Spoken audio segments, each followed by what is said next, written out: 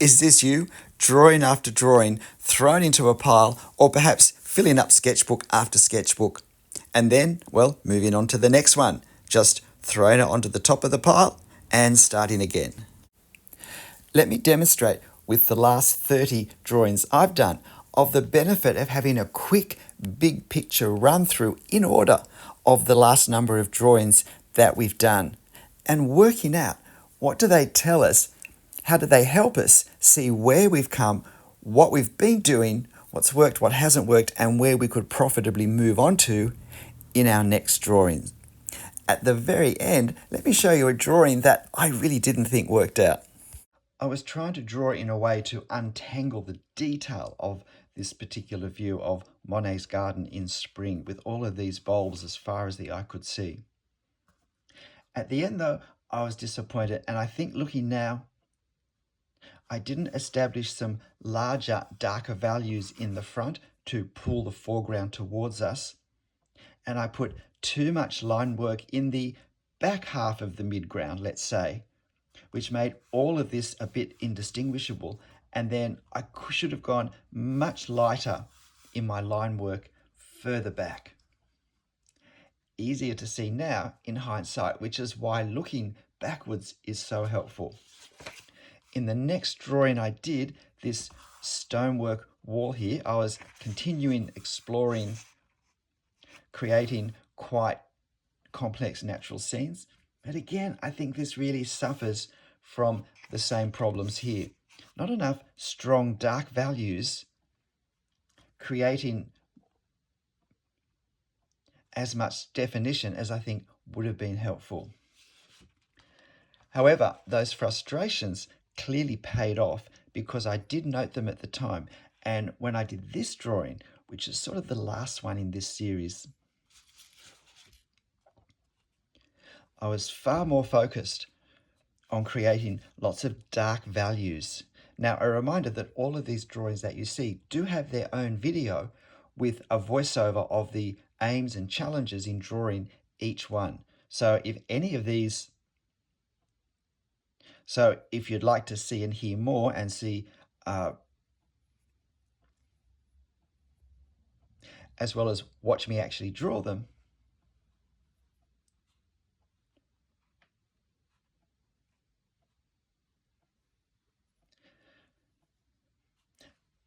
you'll find them in my content.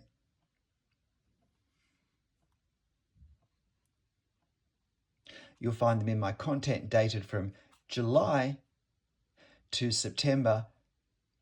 You'll find them on my channel dated from July to September 2023. You'll find them in my content. You'll find them on my channel dated from July to September 2024.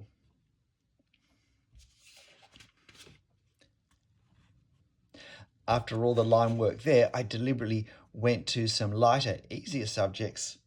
Firstly, this Lichgate, and then this Art Deco lounge chair. I was still wanting to concentrate on some of the things I was learning with hatching, but apply them to, for me, less familiar subjects.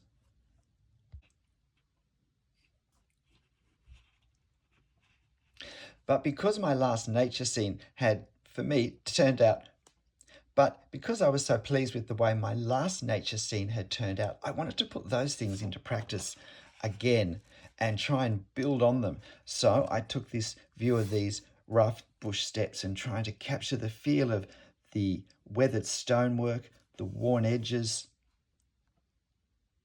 as well as the sense of closeness of these closest steps and the distance in the furthest trees. So this gave me a way of exploring that further.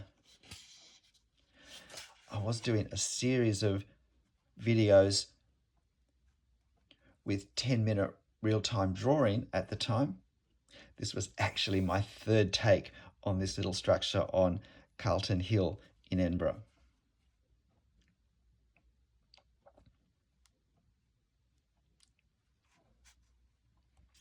So I was pleased that it finally turned out happily enough to use as a video.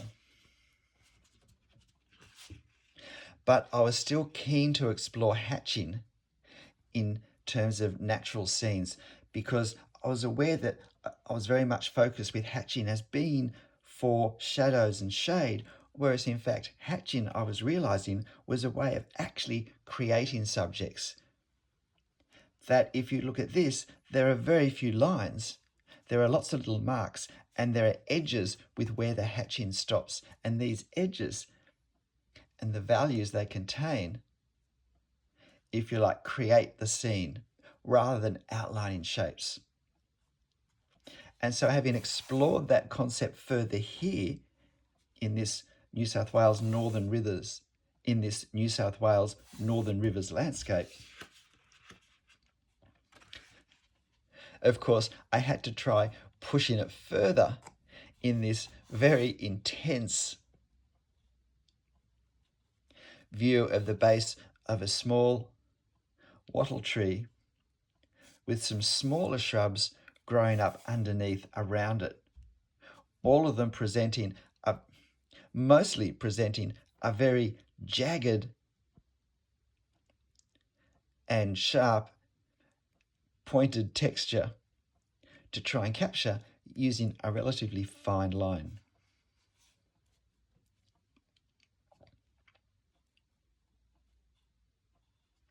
This was enough of a challenge for me to think about moving on perhaps into something else.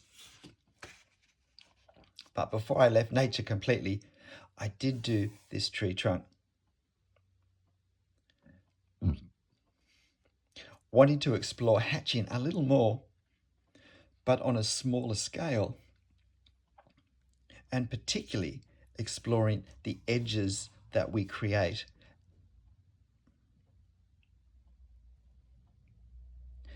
And the way we use our hatching to model not just the surface areas and the surface form, but also the edges and how the light and the light direction affects the marks that we put on. How there is a very different sense of edge here to here. And so, because of this series I was doing of 10-minute real-time drawings, I do have quite a number of simpler subjects, and I did also switch more to architecture because perspective is so often an issue when people first start to draw buildings, and combining architecture with other elements. So this rather simple drawing, this rather simple subject, let me focus on a few key aspects of that. But I was still really keen to explore hatching to create value in order to help define form, but I was also starting to become more focused on edges and creating edges and visual effects, not rushing to do straight lines, but perhaps creating a more subtle effect with a whole range of both lines and where we don't put lines, or where we shorten the lines into dashes or dots. This scene harked back to all the hatching of nature, but also brought in combining it with architecture, but more importantly, creating certain visual effects. So we have effects of all of this branching and of foliage at all different levels and distances. We have grass in the foreground, we have clumping plants in the front, we have perennials further back, we have hedging, as well as these larger shrubs and trees. Looking back now, I actually like this drawing more than when I first did it. I stayed with quicker, looser drawings, trying to capture a certain visual effect, both because of the 10-minute real-time drawing series, but also because I was now consciously choosing subjects that gave me an opportunity to explore creating a visual effect more, particularly with this sandstone in this old church, in contrast to the natural elements around it. And then for a total change of pace, I applied what I'd been learning about hatching and mark making into a rose. And while there are things about this that I'm happy with, overall I feel that it's a bit too heavy-handed, that somehow something that came across as more delicate, perhaps in the hatching up here, would have suited the subject better. And if I were to do another rose, that would be my focus from having reviewed this one. Having done a few buildings, I decided to do a tree, a very large pine tree, for my real-time drawing videos. And so this large old pine tree was again a great example to explore making marks, creating form with values, creating values through hatching, and varying my hatching, controlling my hatching and my mark making to really separate depths of plane so that closest things feel really closer to the furthest things. And yet everything captures a sense of reality, even when there are very few marks creating that. This view of the rear of a building was probably a bad choice looking at this drawing now for a 10-minute real-time drawing video, because there was simply too much to do with that time pressure on me. I took this reference photo because of all the various textures that were captured here in terms of the grass, the path, the fencing, the trees, and the various parts of the houses and the condition that they are in. And I think, unfortunately, there's just too much of a sameness of the line work. There isn't enough variation in both the mark making, the thickness of the lines, the strength of the lines, and the values that are created by the lines to make it easy to read what's happening. So I decided to go for something completely different, I remember at this point, and just go back to some good old architecture. And I had two views of the Town Hall of a New South Wales regional city, Goulburn, that I really liked. So this view straight on, I did one day, and it came out just really easily. It was sometimes that just happens.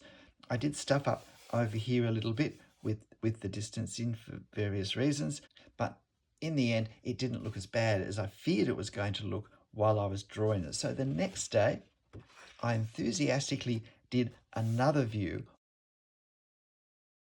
probably my two favourite drawings from these last 30 drawings that I'm showing you.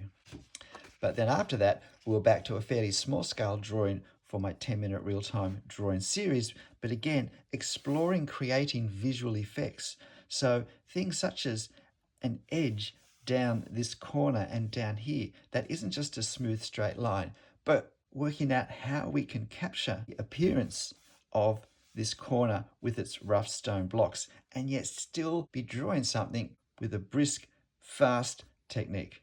However, just as I had stayed doing a lot of nature drawings for quite a while in the period before these 30 drawings started, in this period I did stay with the idea of fairly simple cottages, preferably early Australian if I could find them. It's a great subject to demonstrate fast drawing style and capturing visually the effect of what we're seeing in a fairly minimalist but also very effective way.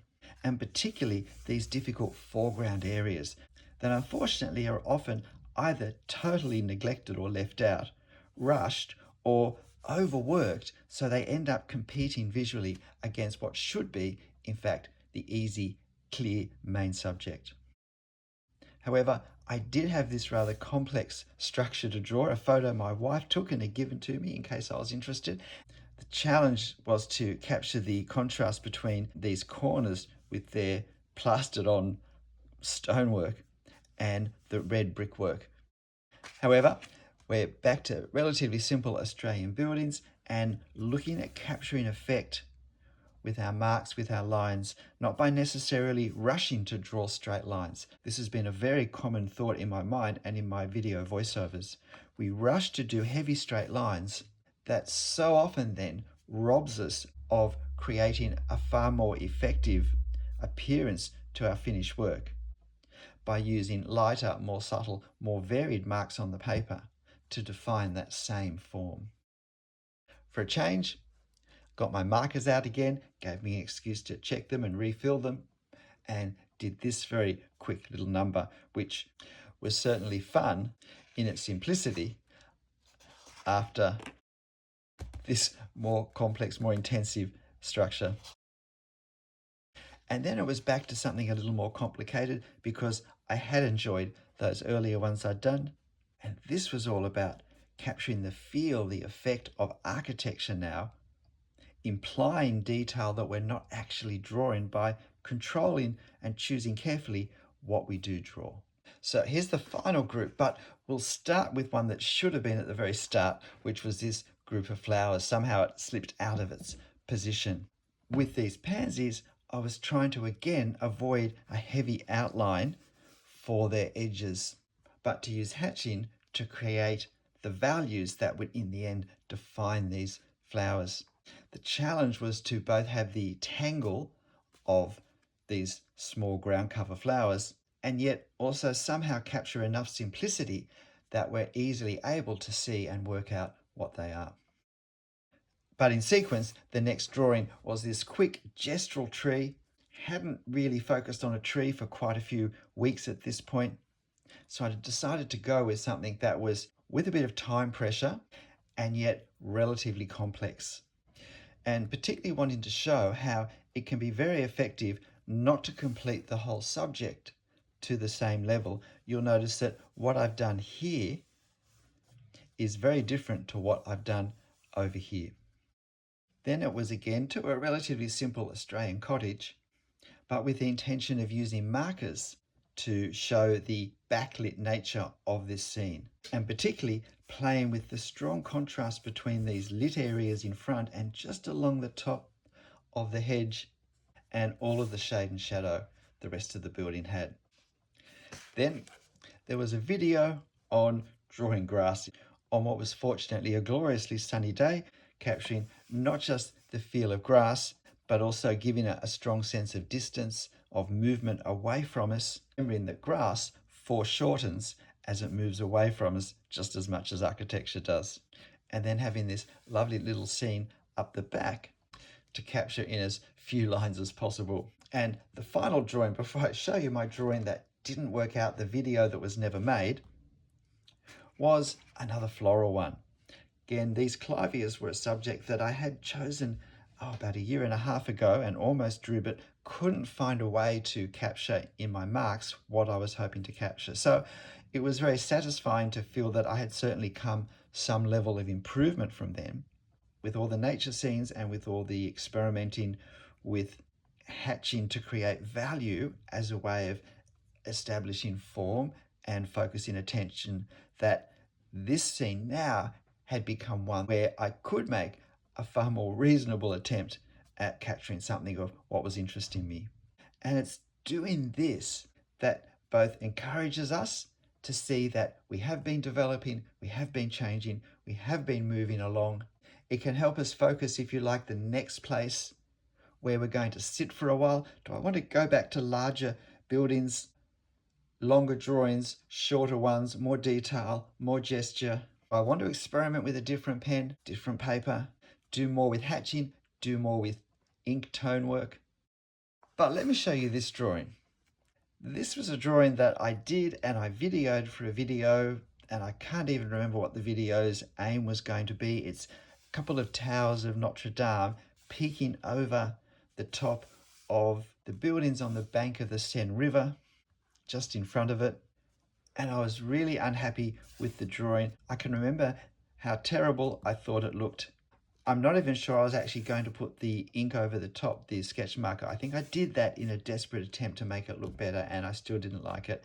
And it really got just thrown into not my drawing pile, but just a pile of loose papers. But having since come across it again, I must admit, I'm not sure what I was so unhappy about. I feel like there are things working here for me now. Now, I haven't got the reference, so maybe there was something a little bit inaccurate about the proportions of something to do with the towers. But as a drawing, I think this works quite nicely. And I really regret that on the night I did this, in my unhappiness with how it looked, I deleted the video of my drawing it straight away. So this is the video that never was. What do you think about this last drawing? Can you see some awkwardness in it that perhaps for some reason I can't see now? Or would you have been happy with it? Let me know in the comments. G'day, I'm Stephen Travers. Look, I hope you've enjoyed this flip through of my last 30 drawings. It's a very, very helpful process to do to get a bit of standing back perspective about where we've come from, how we're going, and perhaps where we might profitably shift our focus in the future. Of course, this doesn't take the place of a careful critique after we finish each drawing, but it is very helpful to stand back. Seeing how our drawing is progressing can be not only enjoyable and encouraging, but also help us focus for the future. But look, however many drawings you do, and however often you do or don't look through them all in order, make sure you have fun. I'll see you next time. Bye.